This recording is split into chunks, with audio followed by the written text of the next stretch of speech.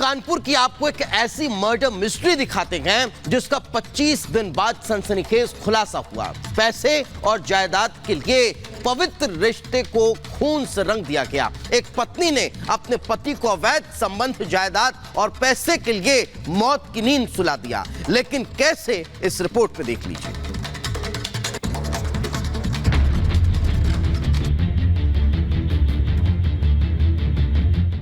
कानपुर में कत्ल का सनसनीखेज खुलासा।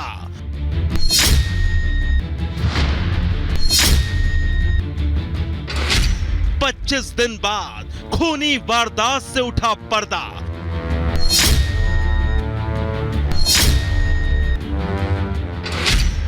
जिसे बताया हादसा वो मर्डर निकला।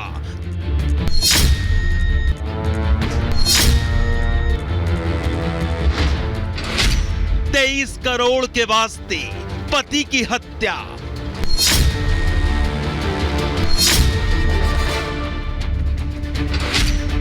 प्रेमी के साथ मिलकर पत्नी का संगीन गुनाह।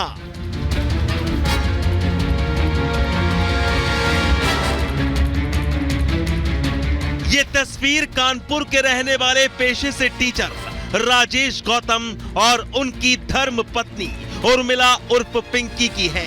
राजेश गौतम कानपुर के कोयला नगर के रहने वाले थे, लेकिन अफसोस 4 नवंबर को मॉर्निंग वॉक के दौरान कार से टक्कर लगने के बाद उनकी मौत हो गई। राजेश गौतम के परिवार ने उनकी हत्या का शक जताया, लेकिन पत्नी उर्मिला अपने पति राजेश की मौत को हादसा बताती रही।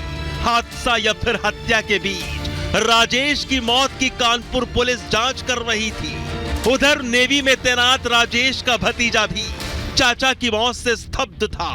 उसने अपने स्तर पर चाचा राजेश की मौत के सबूत और सुराग तलाशने शुरू कर दिए। चुपचाप अपने तरीके से राजेश की मौत से पर्दा उठाने के लिए भतीजा लगा रहा और फिर जल्द उसके हाथ एक सीसीटीवी फुटेज लगा।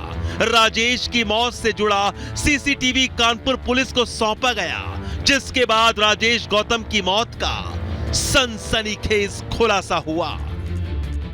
राजेश गौतम की मृत्यु हो गई थी एक्सीडेंट के दौरान। इसमें परिवार के द्वारा सूचित किया गया था कि एक्सीडेंट की वजह से उनकी मृत्यु हो गई है।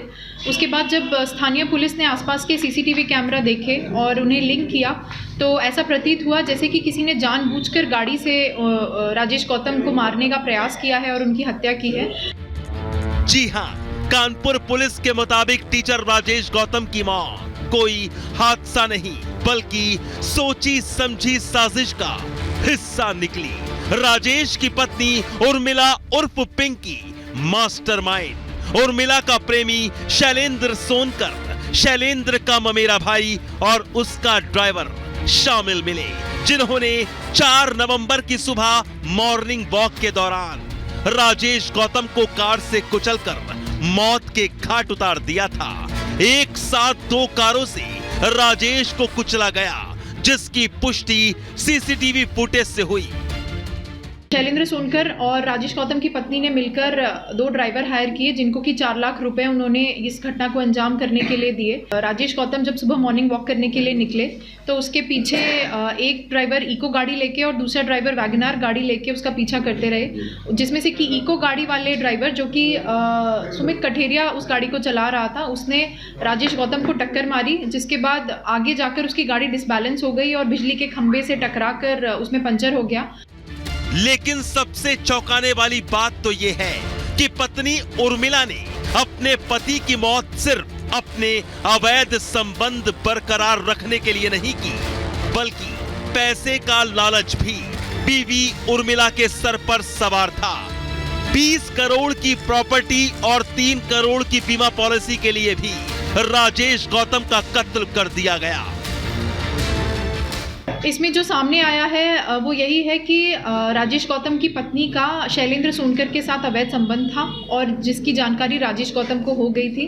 इसके अलावा उनकी पूरी संपत्ति लेने के लिए भी इनके द्वारा ये षड्यंत्र किया जाना प्रतीत हो रहा है। ये भी सामने आया है कि कुछ पॉलिसीज भी राजेश गौतम के नाम पे थी और जिस घर में ये लोग रह रहे हैं वो भी उन्हीं के नाम पे था। इसके अलावा भी कई और प्रॉपर्टीज हैं जो उनके नाम पर थी।